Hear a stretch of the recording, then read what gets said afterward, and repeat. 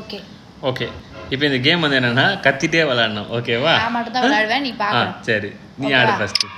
To re mi mi fa so la mi do do to.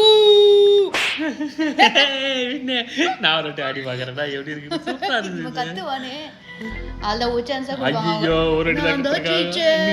Super.